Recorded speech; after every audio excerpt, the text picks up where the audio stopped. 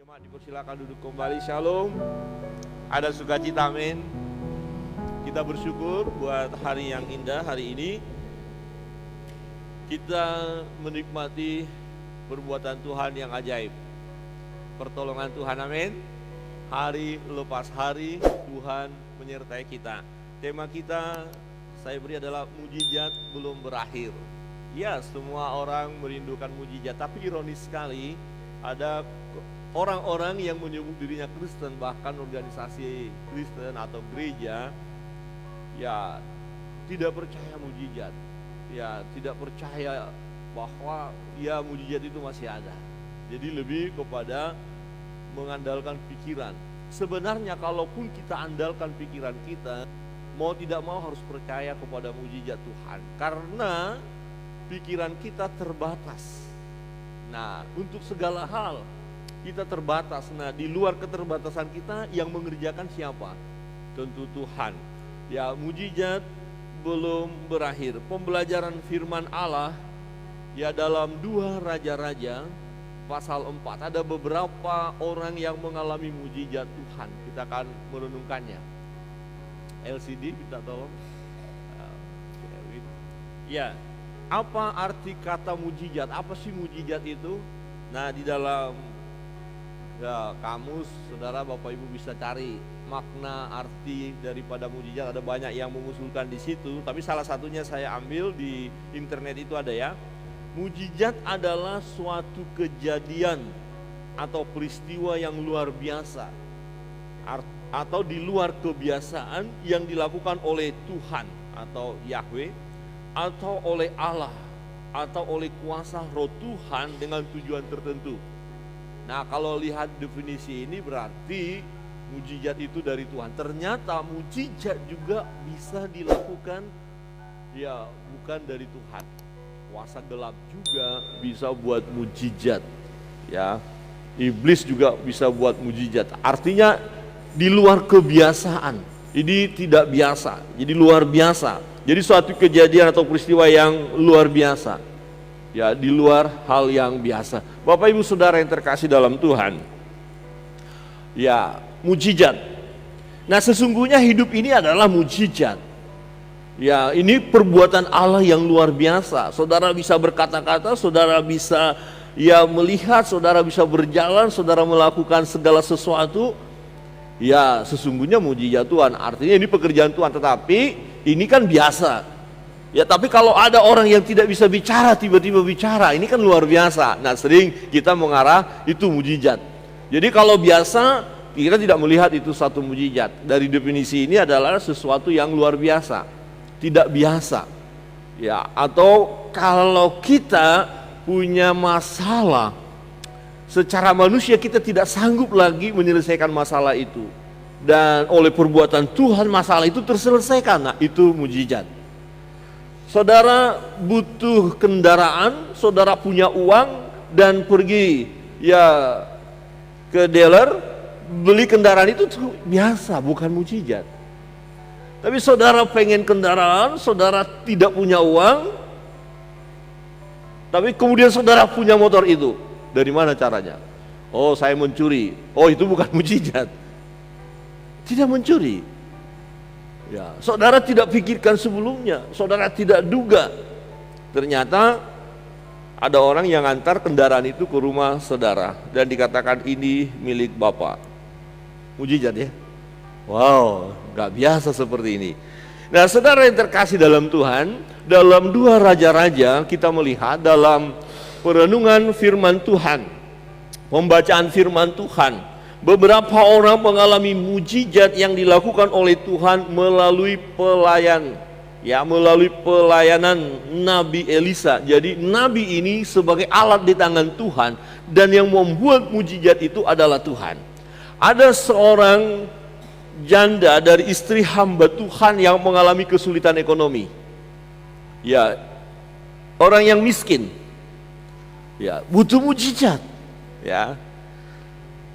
Kita melihat bagian ini di ayat pertama dari 2 Raja-Raja pasal 4 dikatakan begini. Salah seorang dari istri-istri para nabi mengadukan halnya kepada Elisa sambil berseru, "Hambamu suamiku sudah mati, dan engkau ini tahu bahwa hambamu itu takut akan Tuhan. Tetapi sekarang penagih hutang sudah datang untuk mengambil kedua orang anakku menjadi budaknya." Jadi ini benar-benar situasi yang sangat memprihatinkan. Dia istri dari seorang hamba Tuhan. Hamba Tuhan ini meninggal. Ya, tidak dijelaskan persoalan apa, tetapi faktanya adalah ya, istri daripada hamba Tuhan ini bersama dua anaknya harus terlilit hutang. Ya, berarti sangat miskin. Ya, mereka harus punya hutang dan tidak mampu membayar hutang itu.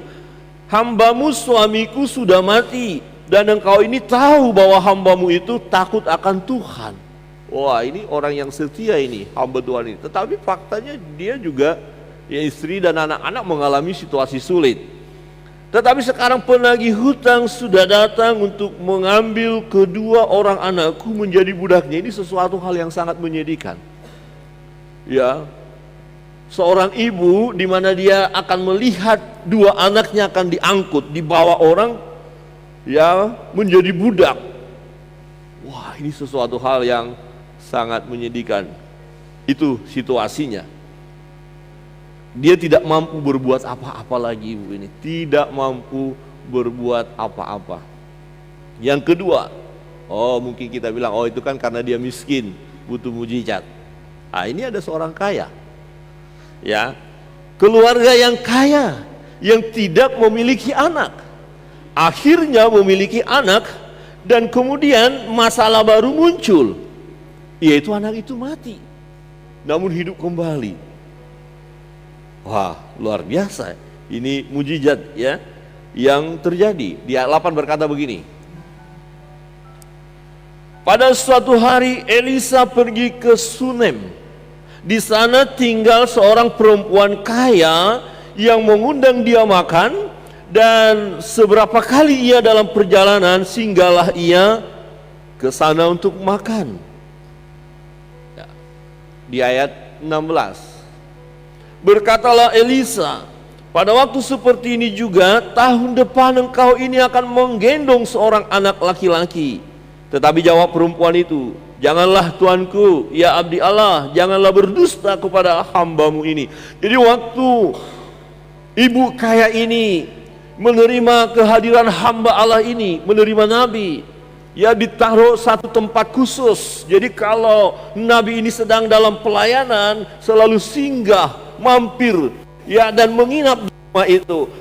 Orang kaya ini menyediakan tempat untuk hamba Allah ini. Kemudian hamba Allah ini berkata kepada, ya, bujangnya, "Tanyakan apa pergumulan daripada keluarga ini." Oh, mereka tidak punya anak.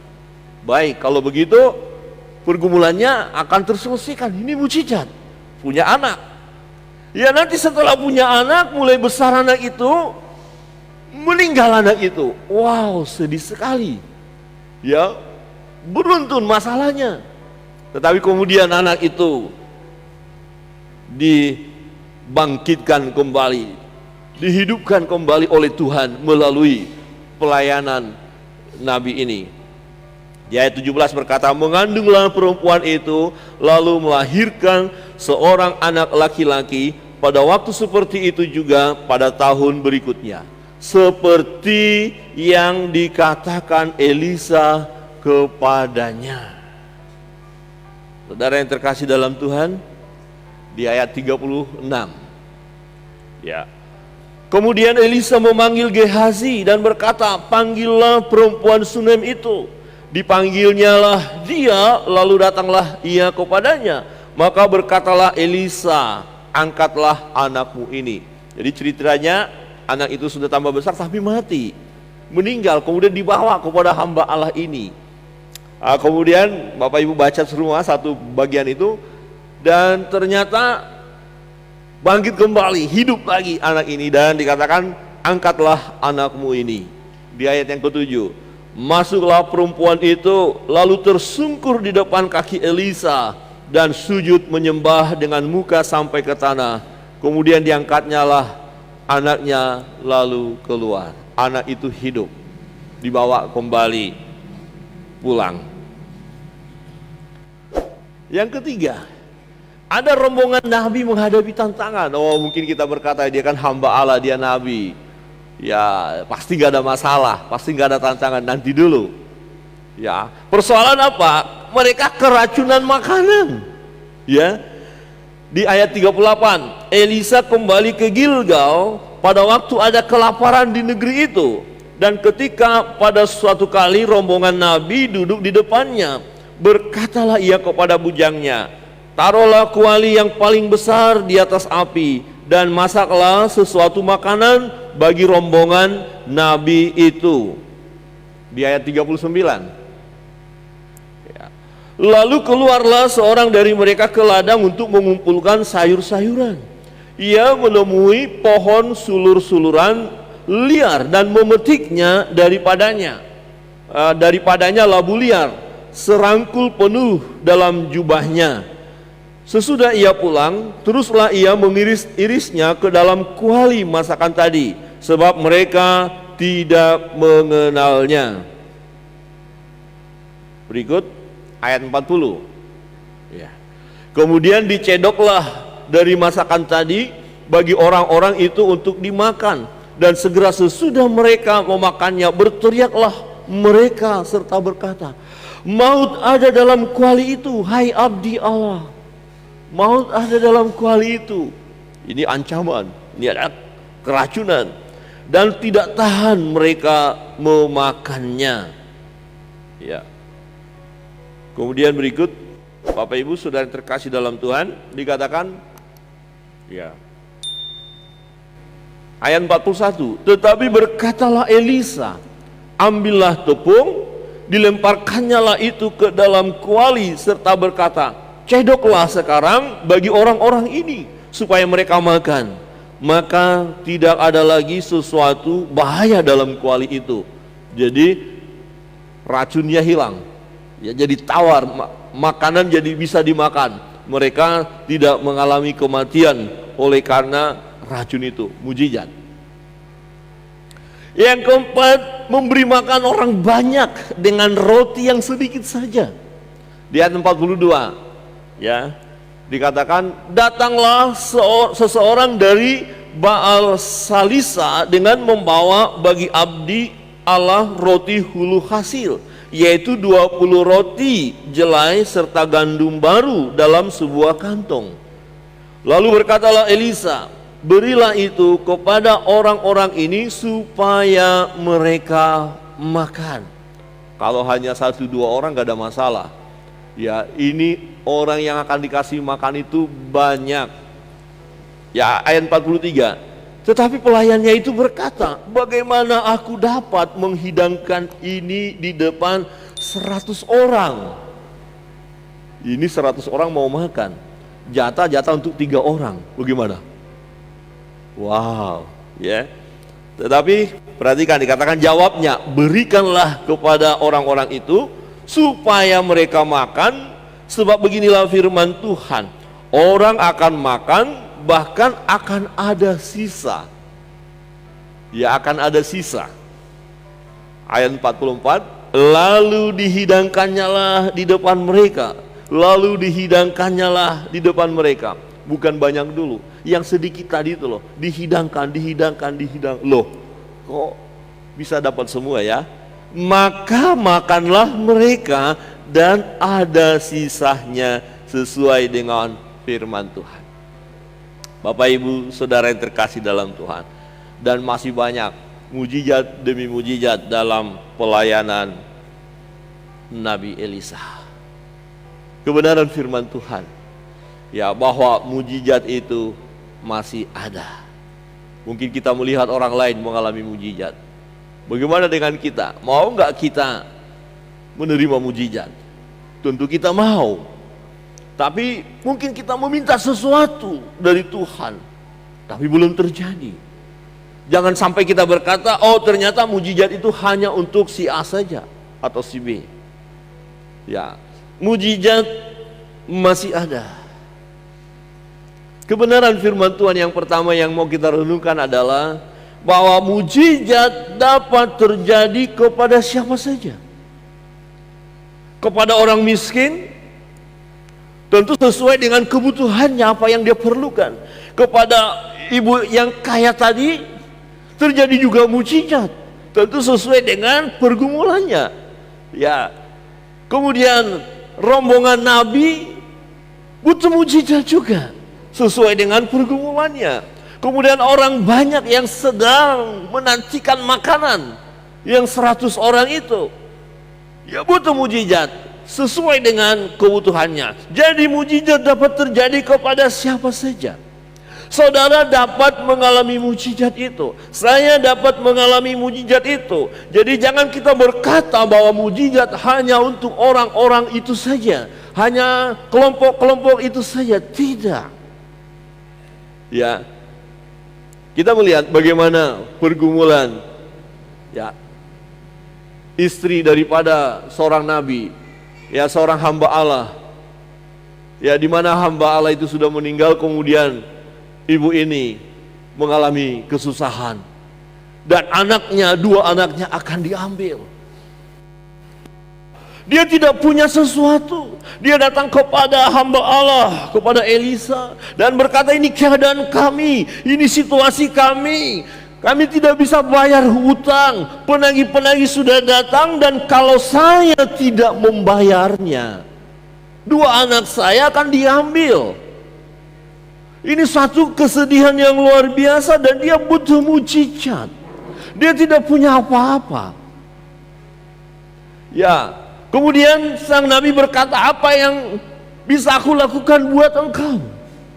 Apa yang engkau punya? Dan dia hanya punya apa?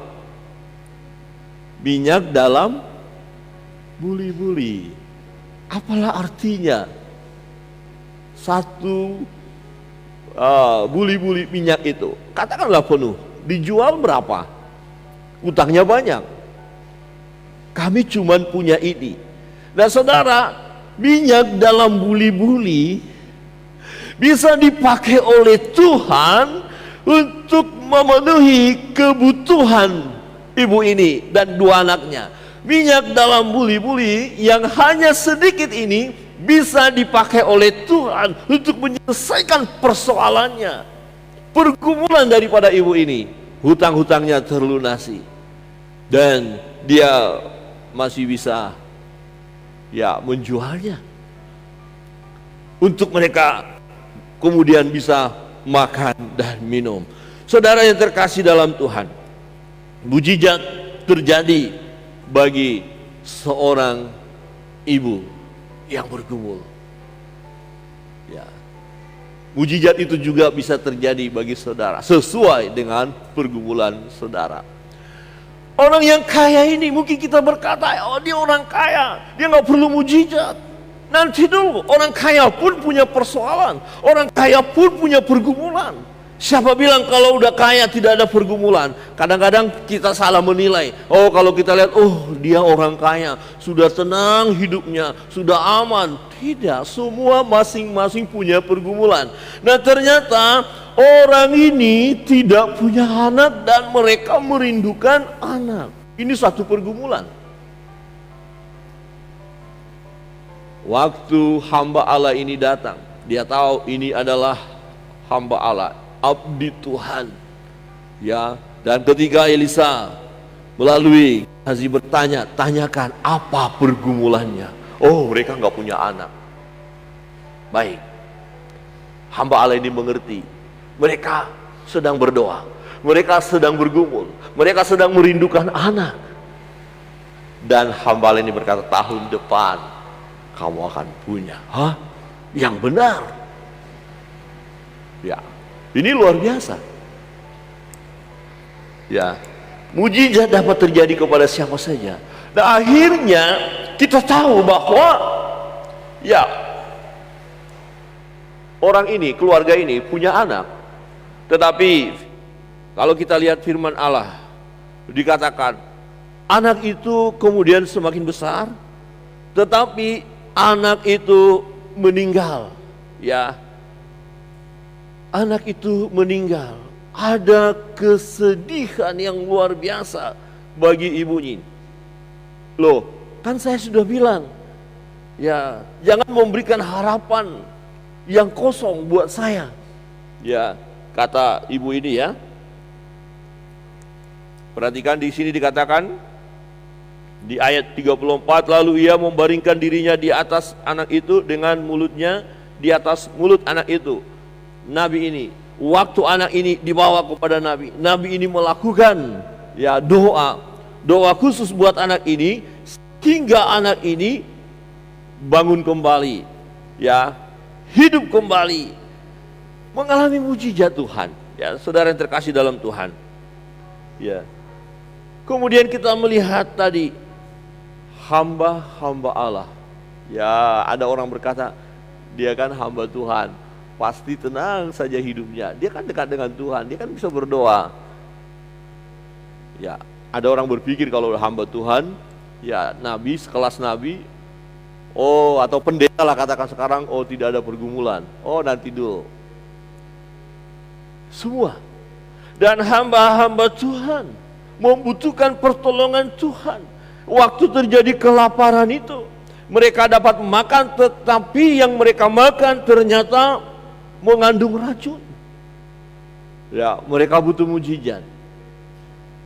Dan hamba Tuhan, ya, kelompok nabi ini pun akhirnya selamat. Ya, makanan mereka makan akhirnya dan tidak ada masalah. Tadi mereka berkata ini maut ada dalam kuali itu. Dan ada orang yang membutuhkan makanan. Katakanlah sedang kelaparan, tapi hanya sedikit bahan makanan. Ya. Nabi ini berkata kepada pelayan, silakan bagikan. Bagaimana? Apakah bisa? Ya, apakah bisa? Hanya sedikit. Tetapi Nabi berkata, bagikan. Bagikan, nanti kita akan belajar ya tentang ketaatan akan perintah daripada Tuhan melalui hamba Allah. Nah, kemudian dia bagikan, dan apa yang terjadi? Tidak habis-habis. Sama seperti minyak dalam buli-buli. Tidak habis-habis.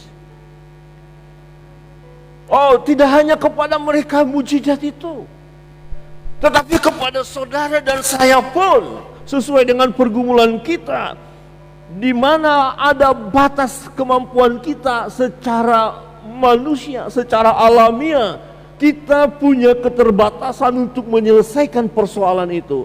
Kita punya keterbatasan menyelesaikan pergumulan itu. Berarti kita perlu mujizat dari Tuhan, dan faktanya memang kita terbatas. Ya, jadi jangan kaget, ya, jangan heran kalau ada orang berkata kita minta mujizat. Iya, kita harus minta mujizat. Ya, harus minta mujizat karena keterbatasan kita. Saudara punya pergumulan, punya masalah, coba lihat kiri kanan, lihatlah wajah-wajah bermasalah. Wajah-wajah yang punya pergumulan. Ya, kadang-kadang kita senyum, tapi siapa yang tahu di balik senyum Bapak Ibu? Ya, kelihatan sih senyum, tapi dalam hati, aduh Tuhan, tadi pagi datang ke gereja belum makan. Bisa saja, karena tidak ada yang mau dimasak. Kira-kira nanti pulang, ada mujizat enggak ya? Tapi begini, ada beras, ada makanan, tapi karena tidak ada yang mau masak, ini enggak perlu mujizat. Itu perlu pertobatan. Udah masak, jangan pulang dari gereja nanti ada yang antar makanan, sementara ada yang mau dimasak. Iya, mujizatnya adalah bertobat. Pulang dari sini langsung cepat-cepat masak supaya bisa makan. Saudara yang terkasih dalam Tuhan, siapa saja Ya, dari bagian ini firman Tuhan mau berkata kepada kita dan kita mau berkata kepada Tuhan, karena mujizat dari Tuhan kepada siapa saja, dan kita mau berkata, aku perlu mujizat-Mu Tuhan, aku butuh mujizat-Mu Tuhan. Nah, pada saat kita berkata aku butuh mujizat-Mu Tuhan, di situ kita disadarkan bahwa kita ini terbatas, kita lemah, sama seperti seorang ibu yang mengalami kemiskinan yang luar biasa, dia tidak mampu berbuat apa-apa, sama seperti orang kaya tadi yang juga tidak mampu berbuat apa-apa karena dia membutuhkan mujizat Tuhan. Sama seperti hamba-hamba Allah yang juga keracunan, sama dengan orang banyak yang butuh makan. Itu kita terbatas, jadi kita butuh mujizat dari Tuhan. Kebenaran firman Tuhan ini kita pegang, mujizat dapat terjadi kepada siapa saja. Kita mau berkata, Tuhan, kepadaku pun terjadilah mujizat-Mu. Ya, saudara punya pergumulan itu, saya punya pergumulan. Ya, beberapa hari yang lalu juga kami menghadapi pergumulan dan berdoa, Tuhan tolong, Tuhan tolong, hanya Tuhan tolong. Kami minta mujizat Tuhan. Ya, kalaupun ada penyelesaian dengan cara manusia, tapi kita minta pimpinan Tuhan supaya kita tidak salah menyelesaikan masalah itu. Kita berdoa, Tuhan tolong kami. Saudara membutuhkan mujizat, amin, amin. Berbicara kepada Tuhan. Aku seperti ibu ini, aku seperti yang ini, aku seperti yang ini, posisiku seperti ini. Aku butuh mujizat Tuhan. Kebenaran yang kedua, mujizat terjadi sesuai dengan kebutuhan. Jelas, sesuai dengan kebutuhan. Dan yang menarik adalah Tuhan melakukan ya dari apa yang kita punya yang kelihatan tidak ada apa-apanya. Waktu ibu ini datang kepada Nabi Elisa, Nabi Elisa berkata, apa yang saya mau bisa buat bagi kamu, dan apa yang kau punya hanya sedikit minyak dalam buli-buli. Baik. Kemudian hamba ini berkata, hamba Allah ini, sekarang kamu dan anak-anakmu pergilah, carilah ya bejana-bejana kosong, minta dari tetangga, bejana-bejana kosong, mintalah. Wow, ini bagian berikut nanti kita akan belajar. Apakah gampang kita melakukan? Loh, kita hanya punya minyak sedikit, kemudian kita minta banyak buli-buli, bejana-bejana yang lebih besar, artinya kita harus ambil-ambil untuk apa? Untuk apa mengumpulkan hal itu? Ya, tetapi ibu ini dan dua anaknya taat, mereka melakukannya. Dan kemudian setelah mereka dapat tutup, dan kemudian tuangkan minyak itu. Apa yang ada padamu? Ya, percayakan itu kepada Tuhan. Ikuti firman Tuhan. Apa yang ada padamu? Ibu ini punya minyak dalam buli-buli. Kemudian setelah mereka melakukan mengambil bejana-bejana yang kosong dari tetangga-tetangga, dan hamba Allah ini berkata, jangan terlalu sedikit. Apa maksudnya? Kenapa harus banyak? Ya, karena akan memelihara kehidupan ibu ini bersama dua anaknya. Tidak hanya untuk menyelesaikan hutang-hutang itu, tetapi juga untuk kehidupan mereka. Karena masa situasi sulit pada waktu itu, ya, kekeringan terjadi waktu itu dan masih panjang. Nah, mereka melakukannya. Kemudian apa yang terjadi, saudara? Ibu itu menuangkan minyak yang dalam buli-buli, yang sedikit itu masukkan ke bejana, mengalir terus. Wow, ini luar biasa, mengalir. Setelah penuh ganti lagi, masukkan lagi yang lain, terus. Sampai bagian terakhir ibu itu berkata, minta, dan anaknya bilang, sudah habis, berhenti. Minyak itu mengalir. Semua bejana-bejana kosong yang mereka minta dari tetangga-tetangga itu semua penuh, dan itu mereka pakai, mereka jual, mereka selesaikan hutang-hutang mereka, mereka jual, dan dananya mereka gunakan untuk kehidupan mereka. Mujizat terjadi sesuai dengan kebutuhan. Ibu yang kaya tidak butuh makan. Oh, kirimkan makanan, tidak. Oh, kirimkan kebutuhan-kebutuhan lain, minyak, tidak.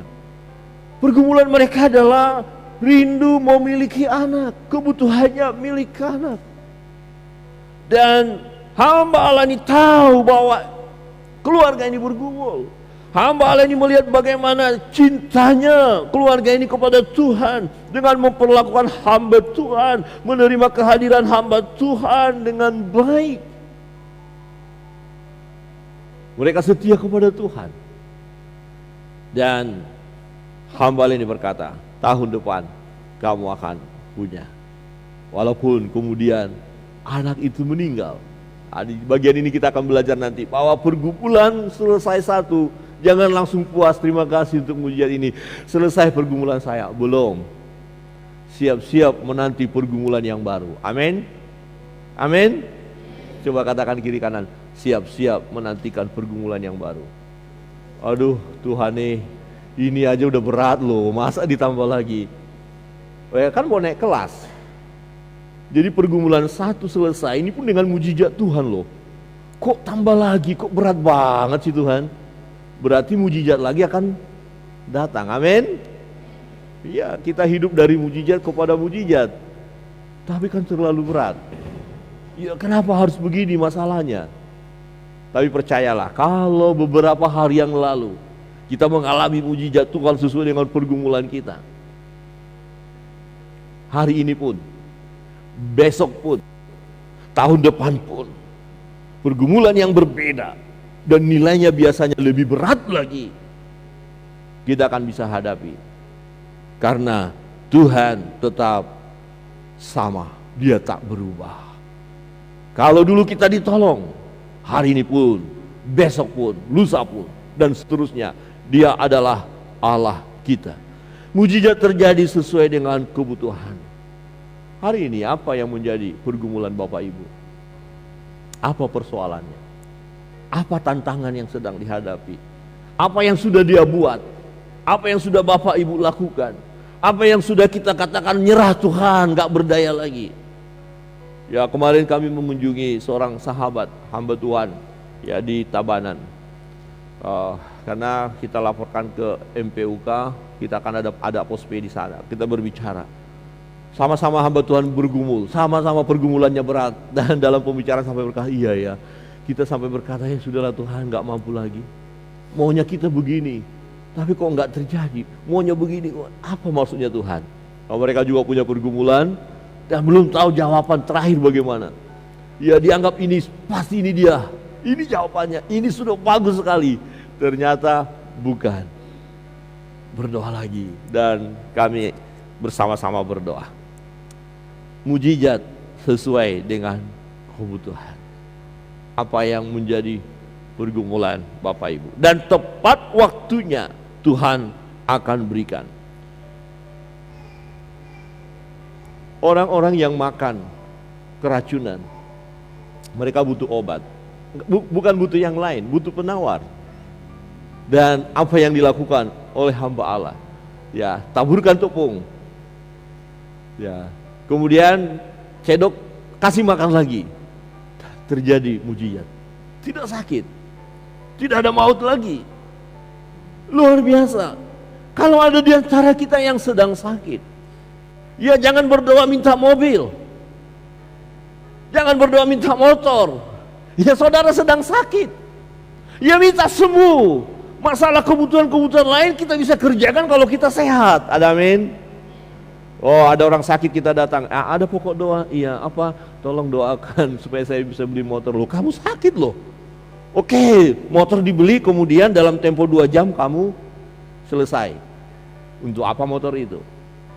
Ya, coba lihat kiri kanan dan katakan, jangan selesai ya. Minta semua, minta kekayaan, minta ini lagi sakit. Jadi berdoalah sesuai pergumulan. Nanti pergumulan baru akan muncul. Dan kita doakan juga. Ada amin? Amin. Jadi jangan terlalu semua diambil alih. Ya bertahap lah ya. Ya bagian ini dulu, bagian ini lagi, bagian ini lagi. Saudara, apa yang menjadi pergumulan Bapak Ibu pagi hari ini? Buka hati datang kepada Tuhan. Ini pergumulanku tuh. Ya masalah ekonomi kah? seperti ibu tadi. Ya masalah keluarga, anak, keturunan, ya, atau masalah penyakit yang terus menggerogoti kita. Ya berdoa. Atau masalah di mana kita butuh makan, atau memberi banyak orang supaya banyak orang makan, tapi bahannya cuma sedikit. Saya cuma punya sedikit, bagaimana saya bisa berbagi? Ini kita mau belajar di sini nanti. Bagian yang keempat tadi kan dikatakan, bagaimana hanya segini jatahnya hamba Tuhan tadi, hanya sedikit, bagaimana bisa membagikan 100 orang? Tetapi faktanya terjadi yang sedikit. Ingat ya, 5 roti dan 2 ikan. Tuhan bilang kepada murid-murid, kau beri mereka itu makan. Ini cuma hanya 5 roti dan ya udah bagi-bagi apa yang ada padamu. Berikan kepada Yesus. Yesus menengadah ke surga dan mengucap berkat. Kemudian diperintahkan murid-murid bagikan. Bukan banyak dulu baru dibagi, bukan. Yang hanya 5 roti dan 2 ikan dipecah-pecah. Bisa dinikmati oleh 5.000 orang lebih dan masih ada sisanya. Elisa ketika dalam pelayanannya masih ada sisa. Mujizat terjadi sesuai dengan kebutuhan. Jadi permintaan kita juga sesuai dengan kebutuhan kita. Ada amin? Ya, saya rindu kita berdoa secara pribadi sesuai dengan kebutuhan kita. Minta. Kebenaran yang ketiga, mujizat terjadi oleh kuasa Allah. Ini penting. Melalui pelayanan hamba Allah. Jangan kita kagum bangga dengan mujizat yang dilakukan yang bukan dari Tuhan. Oh, mungkin kita bertanya, Pak Pendeta, apakah ada mujizat yang dilakukan oleh bukan Tuhan? Ada. Ada orang yang disembuhkan bukan dengan Tuhan, tapi dengan kuasa kegelapan. Ya, pergi ke paranormal, pergi ke dukun. Jujur saya waktu kecil ketika melihat ada seseorang yang punya kekuatan yang luar biasa, saya bangga. Ya, karena saya keturunan dari paranormal, tapi saya bukan paranormal. Kadang-kadang normalnya parah. Halo, pernahkah Bapak Ibu normalnya parah? Tidak normal. Kalau saudara marah-marah, kelewatan, nggak normal, itu kan parah namanya.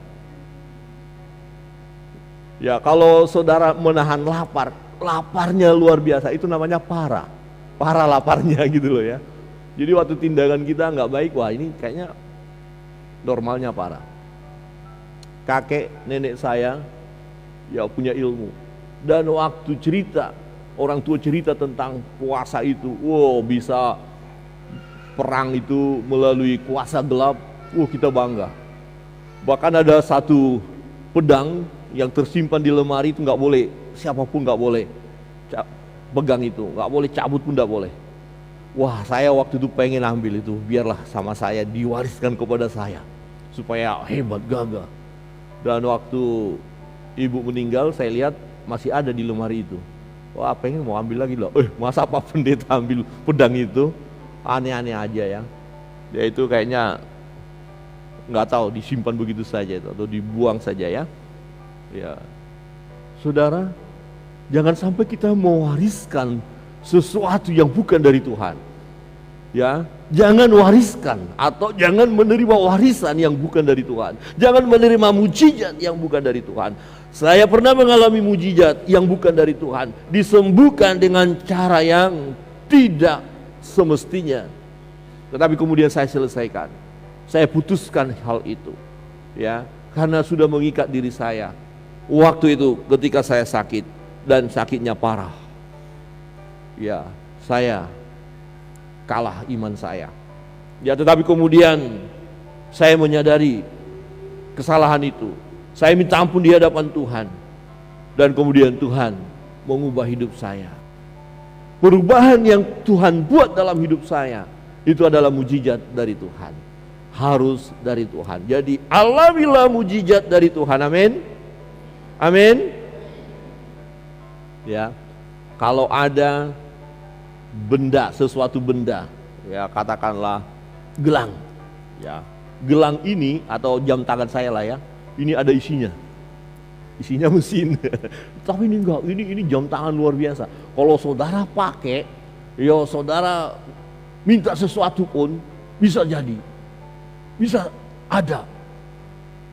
Apakah kira-kira ada orang yang minat? Ya, kalau di sini kan tidak ada lagi ya. Saya nggak tahu kalau di luar. Kalau sudah tadi bendanya di mana? Barangnya di mana? Kita ambil yuk. Ya, dulu saya pernah begitu. Ya, jadi punya cincin ini bukan cincin biasa. Tapi kemudian setelah bertobat, karena nggak perlu itu. Ya, saya punya teman, tetap dia pakai, katanya ya nggak apa-apa. Dia bilang sama, nggak apa-apa lah. Kenapa kau bilang nggak apa-apa? Ya kan kuasa Tuhan bekerja, kuasa ini bekerja, jadi double kuasanya. Enak saja. Jadi mana bisa gelap dan terang bisa bersatu? Coba lihat kiri kanan dan katakan, gelap dan terang tidak bisa bersatu. Ya, amin.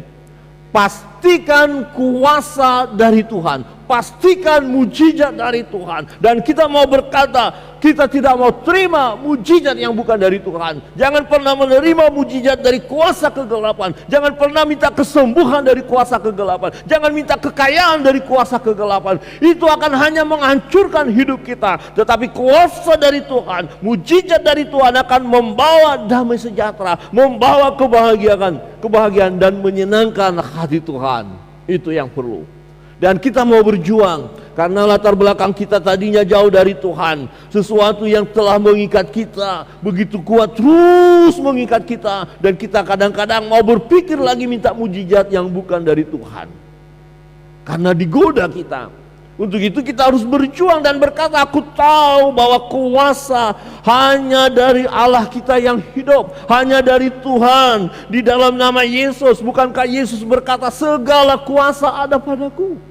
Yesus yang maha kuasa. Kenapa kita tidak minta kuasa daripada Yesus? Kenapa kita tidak minta kesembuhan daripada Yesus? Kenapa kita tidak minta berkat daripada Yesus? Jadi sesuatu yang menyedihkan kalau ada orang percaya masih minta sesuatu di luar Yesus, masih datang kepada kuasa-kuasa kegelapan, roh-roh leluhur. Gak perlu lagi, karena kita adalah anak-anak Tuhan. Mujizat terjadi oleh kuasa Allah. Beberapa orang yang mendapatkan mujizat itu bukan Elisa, bukan kekuatan Elisa. Elisa hamba Allah, dia hanya melayani saja. Kalau ada hamba Tuhan yang membuat mujizat, dia bukan pelakunya. Allah lah yang melakukan mujizat. Hamba Allah hanya perantara. Hamba Allah hanya memberitahukan firman. Hamba Allah hanya berkata, lakukan, bagikan.